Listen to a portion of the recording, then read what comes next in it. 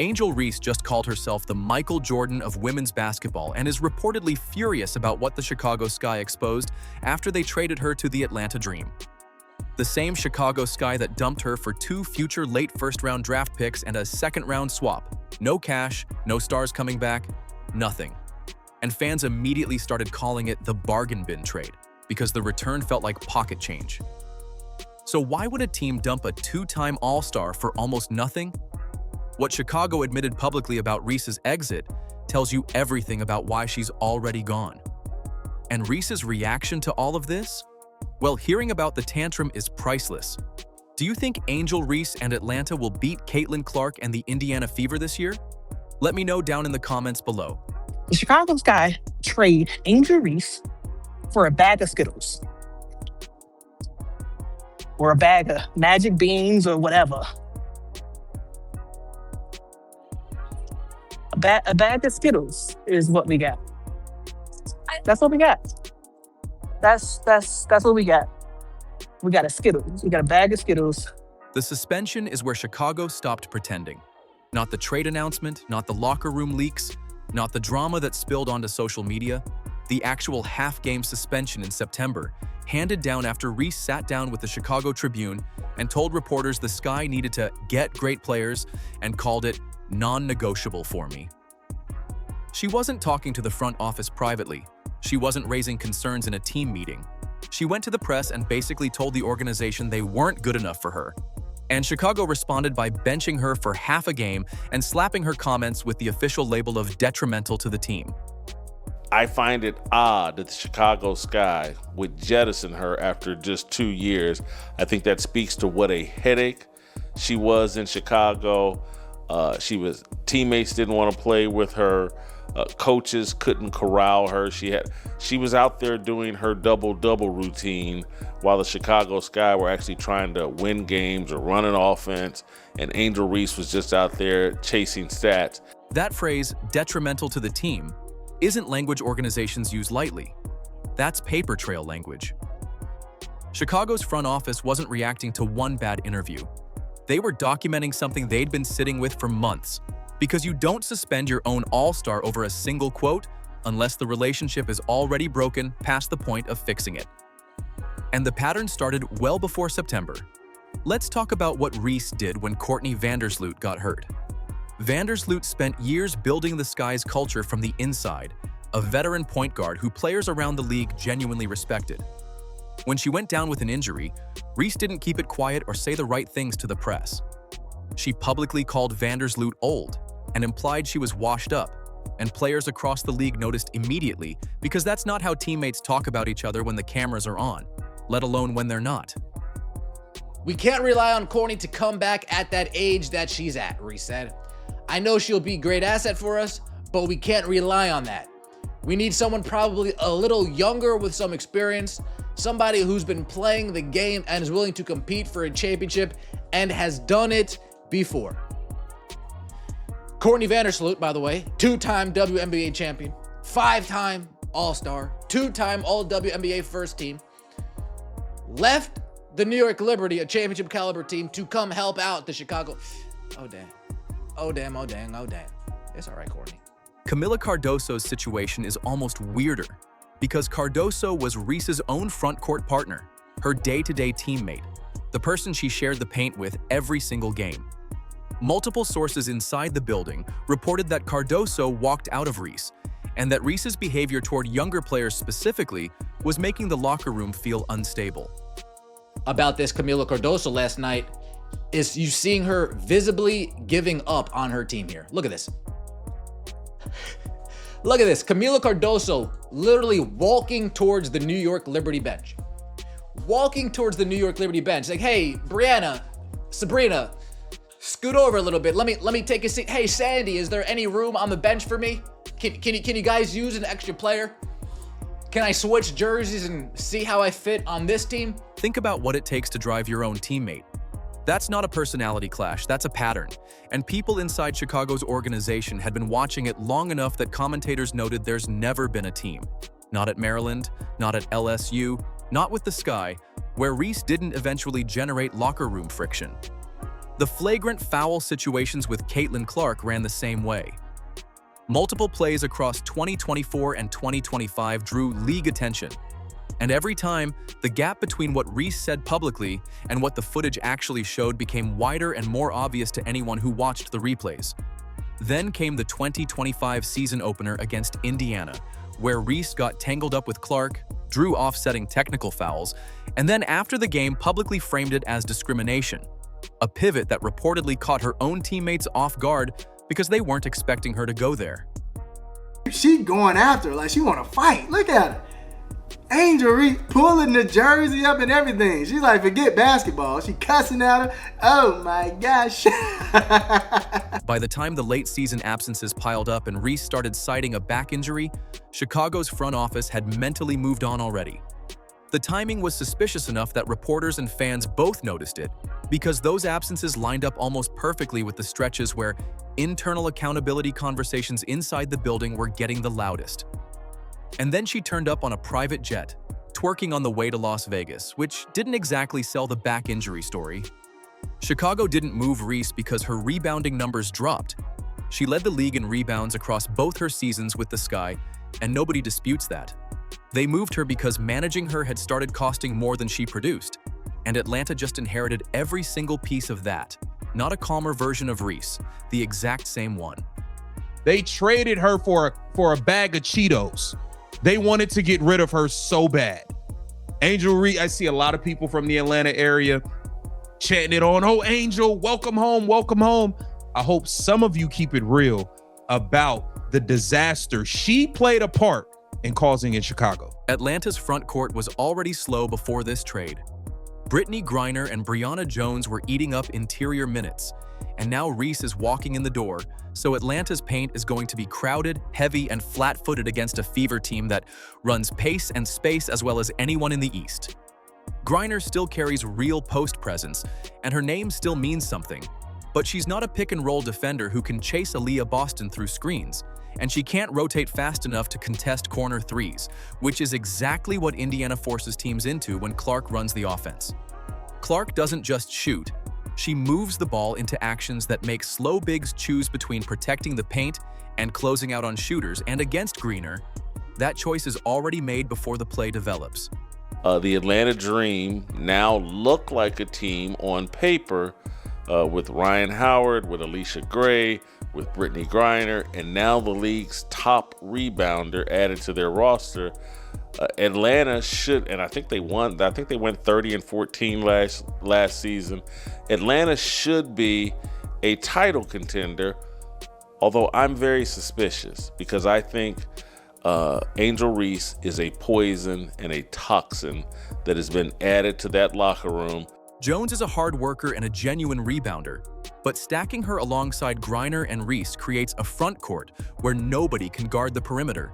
And that's a real problem against Kelsey Mitchell and Sophie Cunningham, who shoot off movement and don't need much daylight to get a clean look. You can't sag off both of them, but Atlanta's front court can't chase them either, so Indiana gets to pick its poison every single possession.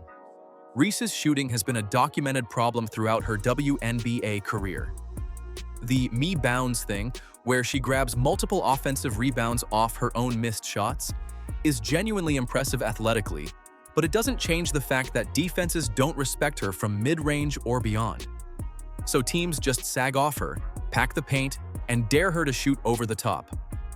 Against a defense that's already clogging the lane, that's a non-starter, and it means Atlanta's spacing problem compounds itself every time Reese touches the ball on the perimeter and the defense doesn't budge. But this would be my advice to those young ladies that you mentioned, right, on that new Atlanta team of hers. Get ready to stick your hands out like this and never get the ball. Because she's going to get the rebound, get another rebound, get another rebound, another rebound, and another me-bound. And there's going to be, I'm fascinated by this in this sense. And Scap, I'm going to watch some highlight clips of Atlanta starting this season. I'm going to watch the body language of those teammates when that happens. So in crunch time against Indiana, Atlanta's running Reese, Jones, and Griner as their front court answers, while Clark is out there running actions with Boston, Mitchell, Lexi Hull, and Cunningham on the other end. Boston draws defenders into the paint, Mitchell cuts off ball, Hull plays the kind of physical, disciplined defense that disrupts rhythm, and Cunningham stands in the corner ready to shoot the moment anyone loses track of her. That's 4 players all making the defense work simultaneously, and Atlanta's front court has to cover all of it with legs that don't move fast enough. Rhyne Howard and Alicia Gray are legitimately good guards, and Howard especially has been one of the more underrated players in the East for 2 straight seasons. But adding Reese doesn't give them more room to operate. It does the opposite, because now the paint is even more congested and the driving lanes they rely on get tighter every time Reese sets up near the basket. Gray and Howard need floor space to be effective, and Atlanta just swallowed 3 front court players who can't create it. I think, Angel Reese, listen clear. You better take full advantage of this opportunity with the Atlanta Dream. Okay, you are playing with Rhyne Howard and Alicia Gray. They are all stars, 20-point per game scores. All you have to do is be the role player that you were born to be. Indiana's 2026 roster isn't being built from scratch either.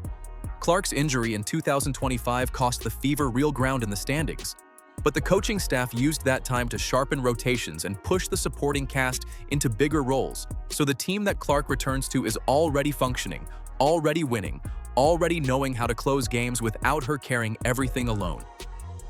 Coming back healthy into a system that's already clicking is completely different from coming back and rebuilding from zero. Atlanta fans have already started posting about the minutes problem, asking publicly how the Dream plan to split time between 3 front court players, and the front office hasn't answered that question with anything concrete yet. Bag of Skittles started trending in WNBA Twitter circles within 2 hours of the trade going public, because fans did the math almost immediately. 2 future first-rounders projecting as late picks, and a second-round swap in a 15-team league. That's what Chicago got back for a 23-year-old 2-time All-Star who led the league in rebounds across her first 2 seasons. They put them on sale. Oh, that's right, folks. Already, Angel Reese's jerseys are on sale, but luckily for Atlanta, they've already sold out. That's right, they've already sold out. The 25 jerseys that they've manufactured have already flown off the racks. Small, medium, large, extra large, double XL. They made 5 of each. It was an exclusive, and they are already sold out. The picks aren't worthless, technically. Late first-rounders and a second-round swap means Chicago gets flexibility they didn't have before. But not worthless is a long way from full value, and nobody in the WNBA media space seriously argued. Chicago extracted what a 23-year-old all-star rebounder should return on the open market. Multiple analysts called it a fleece job, with Atlanta getting a player of that profile for next to nothing, and the Sky walking away with capital they won't even use until 2027 or 2028. The pennies on the dollar framing spread fast because it pointed at a real question nobody had a clean answer to. If Reese is as good as she and her supporters claim, why did Chicago only pull 2 late first-rounders? Either the Sky's front office botched the negotiation completely, or the teams that could have offered more simply didn't want to pay it. Those are 2 very different explanations, and fans immediately started arguing about which one applied. When Angel Reese is due for a contract extension and the Atlanta Dream don't give her a max deal, she's going to go somewhere else. So you might want to hold on to that, actually. You'll get the Chicago Sky jersey, the Atlanta Dream jersey. You might be collecting Angel Reese jerseys like they are infinity stones. Atlanta's fan base split almost perfectly down the middle inside the first few hours. Half-posted jersey pre-orders and Bayou Barbie in the A graphics before the trade was even officially confirmed. And the Dream's own social media account welcomed her with Bayou Barbie equals Atlanta, welcome to the A Angel, within minutes. Ticket prices jumped fast too, with get-in prices reportedly spiking from $38 to $68 in a single day, though they dropped back down within 6 hours, which tells you something about how sustainable that initial excitement actually was. Some fans even noticed the Dream's first jersey stock seemed intentionally small, just enough to claim a sellout quickly. The other half of Atlanta's fan base started asking practical questions almost immediately. How do the minutes work with Griner and Jones already there? Why did the Dream give up so little to get her? And whether Chicago knew something Atlanta didn't? That last question got louder every time a reporter connected another dot between the suspension, the Cardoso walkout, and the Vandersloot comments, because teams don't move productive players for minimal returns unless they've already decided the drama costs more than the production does. Are you kidding me? With that value return for Angel Reese? Man, that's a fleece job if ever I've seen one. And Jason, I'm with you. She is going to be the locker room team cancer. I think whatever they had going last year, that's just going to go down the wayside now with Angel in the locker room. There's never been a team at Maryland, at LSU, and the Chicago Sky where she didn't have some sort of locker room problem with her teammates. People don't enjoy playing with her. Chicago fans who'd watched the locker room situation up close felt vindicated. Several longtime Sky supporters posted that the front office finally made the right call, not because Reese can't rebound, but because the team played worse when she controlled the room's energy. The Sky's official statement called the trade designed to achieve roster balance, and critics read that immediately as the organization confirming they absolutely wanted her gone and dressed it up in front office language. Oh, and you also quit on the team in year one. Year two, it was even more of a circus. Oh, we're trying to play Angel Reese at point forward. Complete clown show. Whose idea was that? That was awful. You quit on the team again. They suspended you for a half for conduct detrimental to the team. You warmed up, and then when it was time for you to play in the second half, you refused to go in the game, and then you refused to suit up for the remainder of the season. Fever fans weren't nervous about any of this. 4 regular season games between Indiana and Atlanta means 4 chances for Clark to put up numbers against a front court that can't guard her. In a rivalry that's already the most watched storyline the WNBA has going into 2026. Reese's merchandise moved fast in Atlanta, and the Dream's social media numbers jumped. But jersey sales don't guard Kelsey Mitchell coming off a screen, and that gap between marketability and winning is exactly what Indiana plans to exploit. Chicago's front office didn't shop Reese around the league looking for the best offer. They chose Camila Cardoso. That's the part that stings the most if you're Angel Reese, because it means the organization sat down, looked at both players side by side, and decided a younger center who fits their spacing system and doesn't create internal friction every 3 weeks was worth more to their future than a 2-time All-Star rebounder. That's not a salary decision or a cap calculation. That's a verdict on who Chicago wants to build around, and Reese lost that vote. Cardoso fits what Chicago is trying to run going forward because she works within a system instead of pulling against it, and she doesn't cost the coaching staff practice time or locker room energy just to keep things functional. Trading Reese wasn't Chicago admitting she can't play, it was Chicago admitting she doesn't fit, and that's actually a colder thing to say about a player than just calling her not good enough. You quit on the team, and the same day as the final game, when your back's apparently hurt, which is why you have been sitting out, you're on a private jet on the way to Vegas twerking and having a ball as if your back never hurt it. You quit on the team, you threw Courtney Vandersloot under the bus, and she had to get on camera and respond to you. You threw Ariel Atkins under the bus. Nobody wanted to deal with you. The efficiency argument against Reese has been sitting in plain sight for 2 seasons, and nobody wanted to say it loudly enough. Her rebounding numbers are real, nobody disputes that, but her shooting range is basically non-existent. Her pick-and-roll partnerships don't generate clean looks for guards, and a big chunk of her offensive production comes from grabbing her own misses rather than creating anything new. Chicago's rebuilt offense wants floor spacing and ball movement, guards operating in open space, and a front court partner who can function at the top of the key.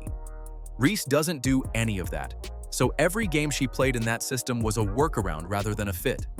The September suspension was Chicago putting it in writing. When the front office called her Tribune comments detrimental to the team, they weren't reacting emotionally to a bad interview. They were creating documentation for a move they'd already decided on privately, because organizations don't suspend their own all-stars over one quote unless the working relationship is already past the point of repair. The paper trail came after the decision, not before it. And Reese didn't ask for the trade. Chicago moved her. They chose to move her for a return the entire basketball world immediately called underwhelming. which tells you exactly how badly they wanted her gone, because a team with leverage doesn't take 2 late first-rounders for a 23-year-old who led the league in rebounds. A team that needs the problem solved takes that deal. She's about to be an Olympian, and they get traded before their 3rd season. You can't. That's bad. That's how bad of a locker room cancer she was. That does not happen. In 2 years, you were a 2-time All-Star and you're about to be an Olympian, and they traded you. Scott, they traded her. Atlanta's going to be good. Those picks aren't going to mean much. It'll be like the 13th, 14th pick. You're not getting nothing there. Most of those picks don't even make the team. So when the trade dropped publicly, Reese posted an Angel's Dream, Atlanta what's up, almost immediately, which read less like genuine excitement and more like someone who'd already planned how to control the story before the announcement hit. Fast, positive, loud. But behind that post, reports surfaced that she was furious, not just about being traded, but about the public framing Chicago put around it. The detrimental to the team language, the locker room stories that leaked right alongside the trade news, the Sky's statement about roster balance that everyone read as thinly veiled relief to have her gone. She reportedly felt like the franchise was burning her reputation on the way out deliberately. And then came the quote. Reese reportedly told people close to her that she's worth more than the entire Chicago Sky. Not worth more than the picks they got back, not worth more than the contract value, but worth more than the whole franchise, every player, the entire organization. Chicago traded her for 2 picks they won't use until 2027 and 2028.